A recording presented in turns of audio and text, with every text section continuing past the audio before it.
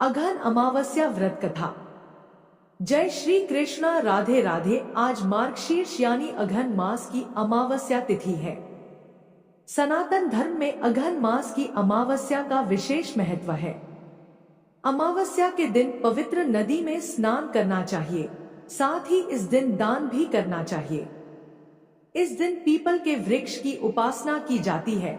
धार्मिक मान्यताओं के अनुसार पीपल के वृक्ष में सभी देवी देवताओं का वास होता है, इसलिए इस दिन पीपल के पेड़ में जल अर्पित करने से सभी मनोकामनाएं पूरी होती हैं।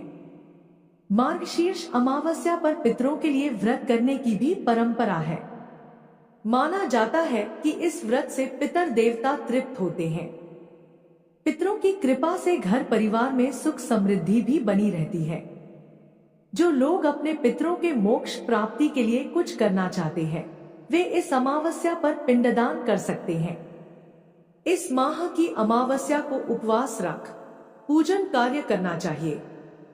मार्गशीर्ष को भगवान श्री कृष्ण ने अपना ही स्वरूप बताया है, इसलिए इस मास की अमावस्या पर बाल गोपाल का विशेष अभिषेक करें। आज की इस वीडियो में आप सुनेंगे मार्गशीर्ष मास यानी अघन मास की अमावस्या की संपूर्ण व्रत कथा।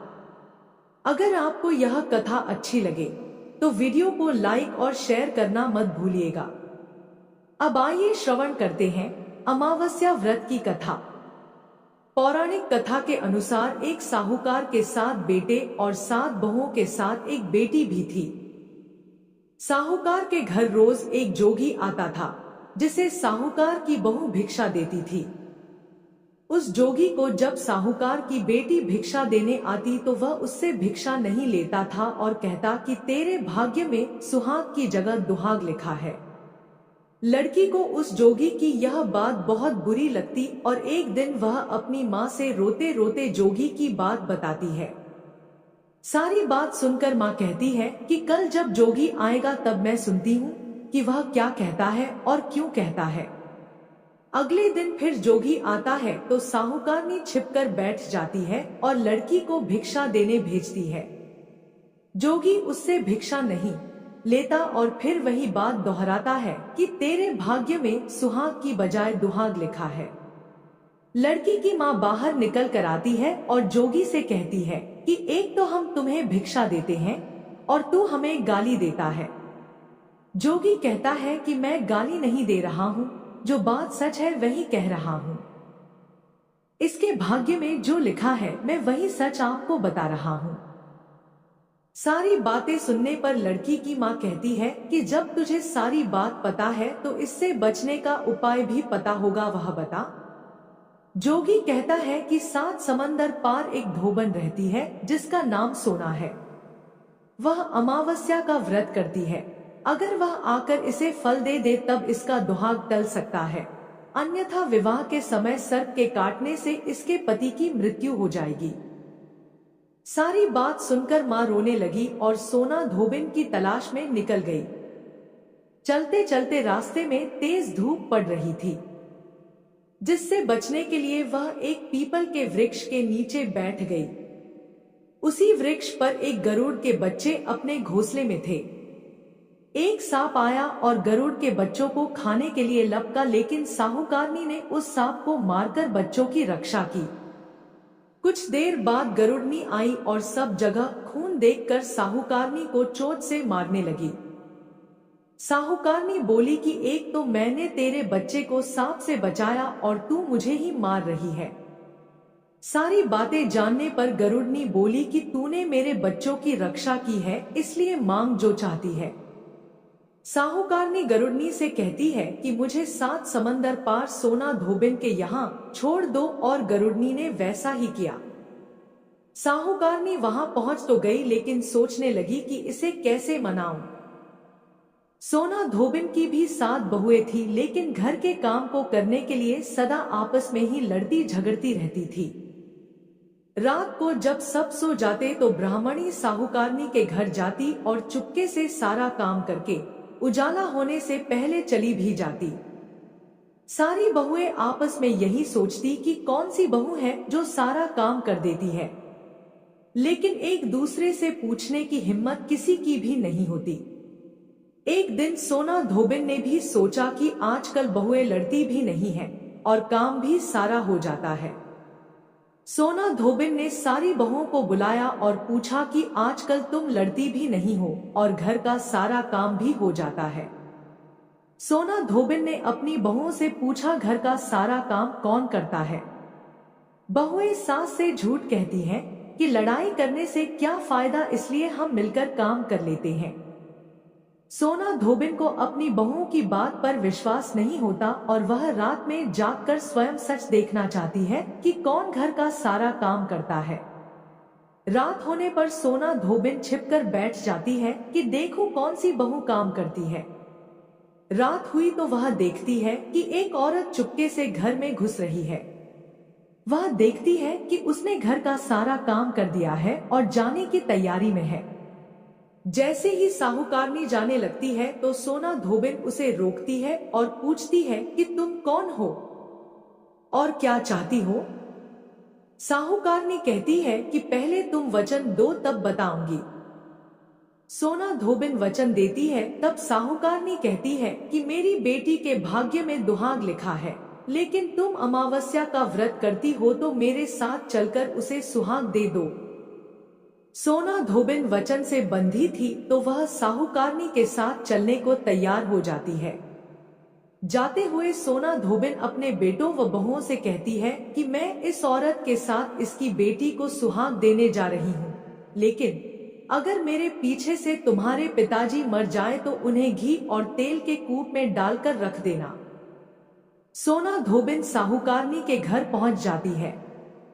साहूकारनी अपनी बेटी का विवाह करती है तो फेरों के समय सोना धोबिन कच्चा करवा, दूध तथा तार लेकर बैठ जाती है।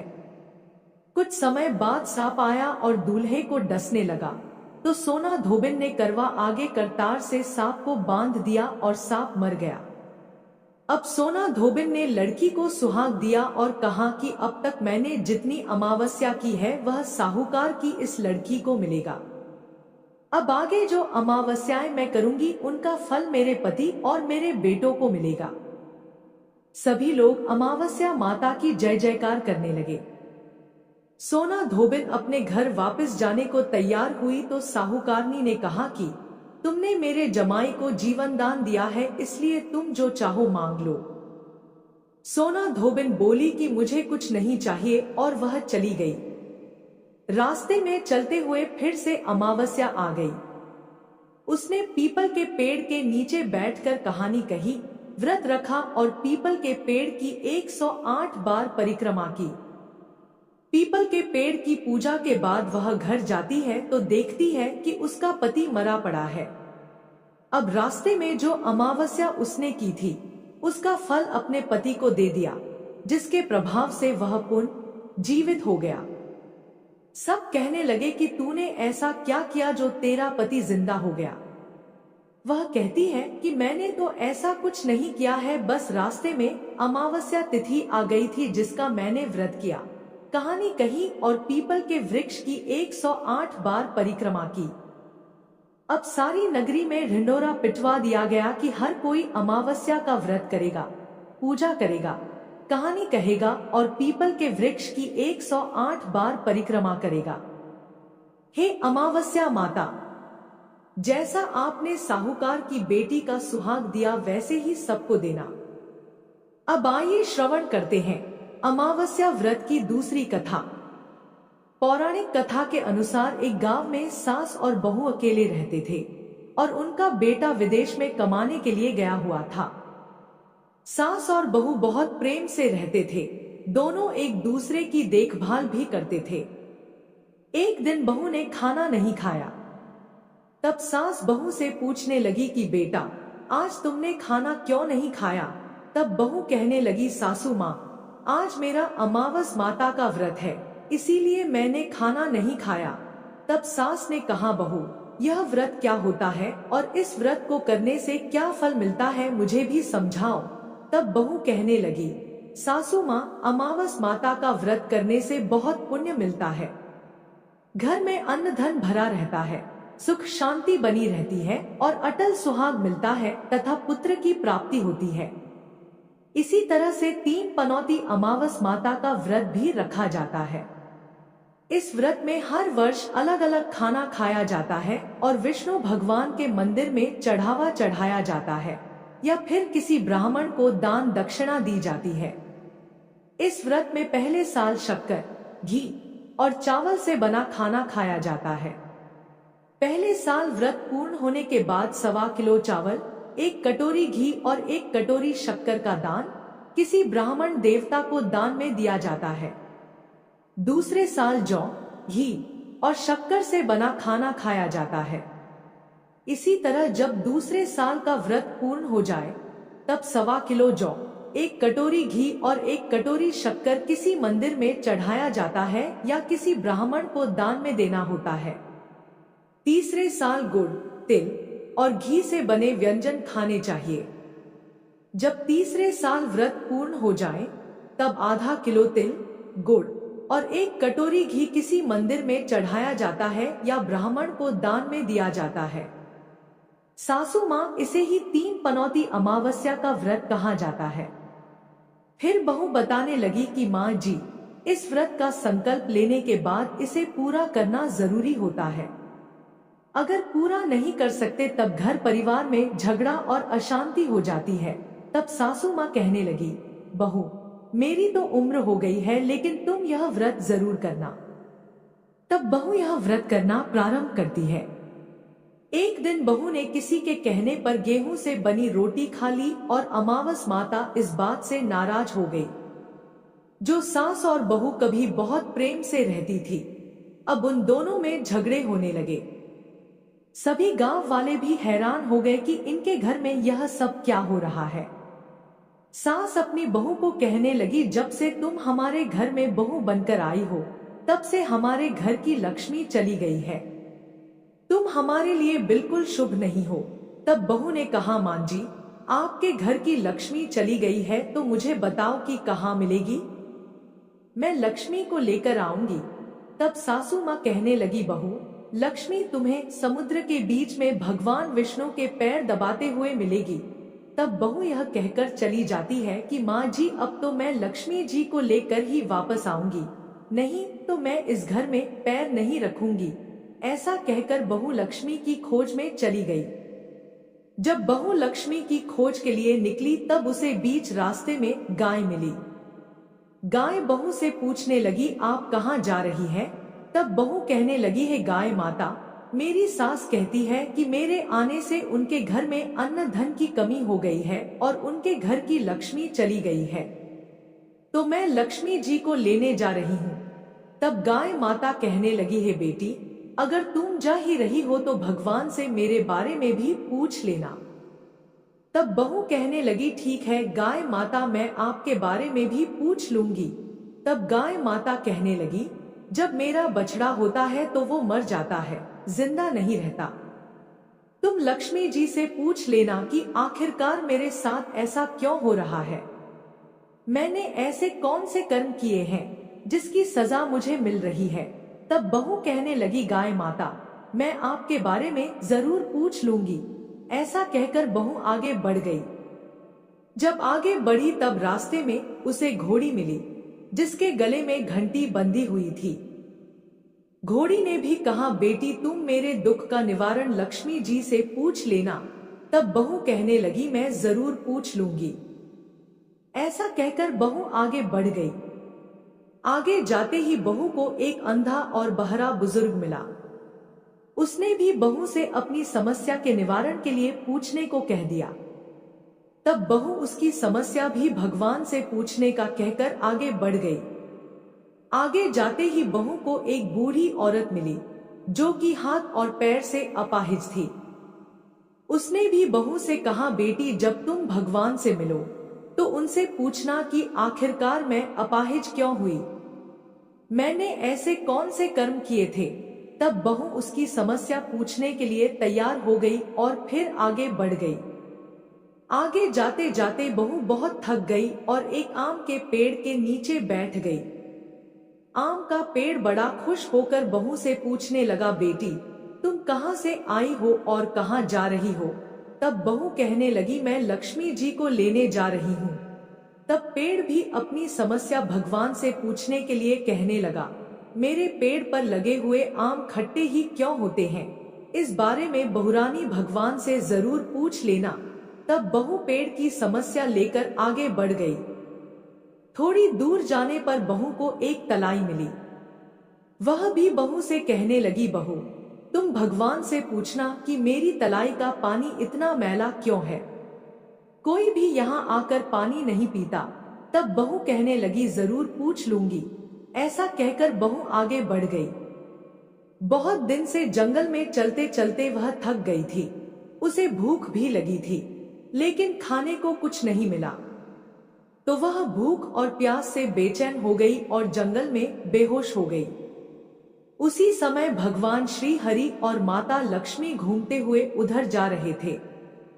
तब माता लक्ष्मी विष्णु भगवान से कहने लगी, है नाथ, यह तो आपकी बहुत बड़ी भक्त है, आप इसके दुख का निवारण कीजिए। तब भगवान श्री हरि कहते हैं, इस संसार में तो बहुत से जीव दुखी हैं, सभी अपने अपने कर्मों का फल भोग रहे हैं, मैं किस किस के दुख का निवारण करूं? तब माता लक्ष्मी भगवान श्री हरि से विनती करने लगी, कहने लगी कि वह भूखी प्यासी है, अगर इसे ऐसे में जंगल में छोड़ दिया जाए तो जंगल के जानवर इसे खा डालेंगे। माता लक्ष्मी की बात सुनकर भगवान श्री हरि एक साधु का वेश धारण कर बहू के पास गए और उसे होश में लेकर आए। बहू के होश में आते ही साधु वेश में भगवान उससे पूछने लगे, तुम यहाँ क्यों आई हो और कहाँ जा रही हो? तब बहू ने सारी बात बता दी। उसकी बात सुनकर भगवान श्री हरि और माता लक्ष्मी प्रकट हो गए और उनके साथ साथ अमावस माता भी प्रकट हो गई। बहू यह सब देखकर उनके चरणों में गिरकर उन्हें प्रणाम करने लगी। तब अमावस माता बहू से कहने लगी, बेटी तूने मेरे व्रत को खंडित किया है, इसी की सजा तुझे मिली है, लेकिन अब मैं तुझे क्षमा करती हूँ। अब तुम घर को जाओ, तुम्हारा घर अन्न और धन से भर जाएगा, तुम्हारा घर सुंदर महल में बदल जाएगा और तुम्हारी सभी मनोकामनाएं भी पूर्ण हो जाएंगी। यह सब होने के पश्चात बहू ने रास्ते में जो भी मिला था उन सभी के दुखों का निवारण करने के लिए विनती की। तब भगवान श्री हरि कहने लगे, गाय ने कभी अपना दूध किसी और को नहीं पिलाया, इस कारण उसके बछड़े जिंदा नहीं रहते। तुम उसका दूध पी लेना, फिर उसके बाद उसके बछड़े जिंदा रहने लगेंगे। और घोड़ी पिछले जन्म में आटा पीसने वाली महिला थी। वह किसी को आटा पीस कर नहीं देती थी, इसीलिए उसके गले में चक्की के पाट बंधे हुए हैं। तुम उसके पाट खोल देना, वह बिल्कुल ठीक हो जाएगी। और वह बुजुर्ग कभी भगवान के मंदिर नहीं गया, ना ही कभी उसने भगवान के भजन सुने। तुम उसे ले जाकर मंदिर में दर्शन करवा देना, इससे वह ठीक हो जाएगा। अपाहिज महिला ने कभी अपनी जवानी में दान पुण्य नहीं किया, इसलिए उसकी यह सजा मिली है। तुम उससे कुछ भी दान करवा देना तो उसकी विकलांगता दूर हो जाएगी। और वह आम का पेड़, उसने तो कभी अपने पेड़ के आम किसी बच्चे को खाने नहीं दिए, इसी कारण उसके सभी आम खट्टे होते हैं। अब तुम उस पेड़ का आम खा लेना, फिर उसके बाद से उस पेड़ पर मीठे आम आने लगेंगे। और तलाई का पानी पिछले जन्म में देवरानी जेठानी थी, वह हमेशा आपस में झगड़ा करती रहती थी, इसीलिए उसका पानी मैला है। तुम उसका पानी पी लेना तो वह तलाई शुद्ध हो जाएगी, फिर लोग वहां आकर पानी पीने लगेंगे। इस प्रकार बहू ने भगवान श्री हरि, माता लक्ष्मी और अमावस माता को प्रणाम किया, उन्हें धन्यवाद किया और अपने घर लौटने के लिए तैयार हो गई। रास्ते में उसे जो भी मिला उनकी सभी समस्या भगवान के कहे अनुसार वह दूर करती चली गई। सभी ने उसे भर भर कर आशीर्वाद दिया। घर पहुंचते ही उसका टूटा फूटा घर एक सुंदर महल में बदल गया। उसके घर में अन्न और धन के भंडार भर गए। अब बहू ने सासू माँ से कहा, सासू माँ, आपने तो सच में कहा था कि मैं आपके लिए शुभ नहीं हूँ। मेरे जाने से ही आपके घर में लक्ष्मी आई है। अब आप यहाँ रहे, मैं मरने जा रही हूँ। तब सास ने कहा, बेटी यह सब तुम्हारे अमावस माता के व्रत करने का फल ही हमें मिला है। तुम यहीं पर रहो, अब तुम यहाँ से कहीं नहीं जाओगी। इस प्रकार सास और बहू खुशी खुशी रहने लगे। और फिर एक दिन सास का बेटा भी विदेश से वापस लौट आया। घर में जब उसने खूब धन दौलत और धन के भंडार देखे, तब उसकी माँ ने सारी बात अपने बेटे को बता दी। इस प्रकार वह लोग खुशी खुशी रहने लगे और तीनों मिलकर अमावस माता के व्रत रखने लगे। बोलिए अमावस माता की जय। हे अमावस माता, इस कथा को कहने, सुनने और हुंकारा भरने वाले सभी भक्तों के घर में धन धान्य के भंडार भरना, सभी की रक्षा करना।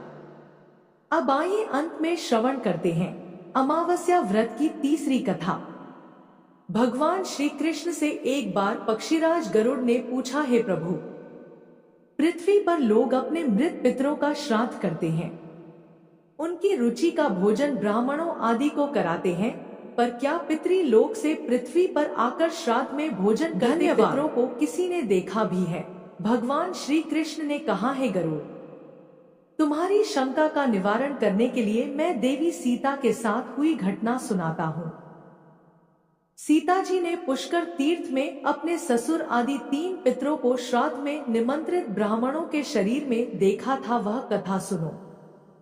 भगवान श्री कृष्ण कहते हैं, हे गरुड़, यह तो तुम्हें ज्ञात ही है कि श्री राम अपने पिता दशरथ की आज्ञा के बाद वनगमन कर गए थे, साथ में देवी सीता भी थी।